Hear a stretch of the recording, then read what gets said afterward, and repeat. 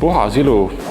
Võib-olla see võib olla midagi sellist, mis väljendub kõige paremini hommikul, siis kui inimene on puhanud. Kindlasti, ütleme, välimuse osas on minu stiil on habe. Ma ei mäleta, millal mul viimati oleks habet olnud.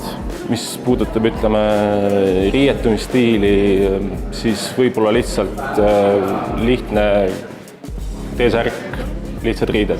Ütleme, välimusele ma arvan, et nagu iga mees ikka, et mitte ülemäära palju, aga kindlasti ütleme, et välja minnes peeglist võiks vaadata niisugune nägu vastu, et endal on hea olla, et ega siin ülemäära palju aega küll ei saa öelda, et kuluks. Viimased mõned aastad ma olen ikkagi olnud selline, nagu ma praegu olen.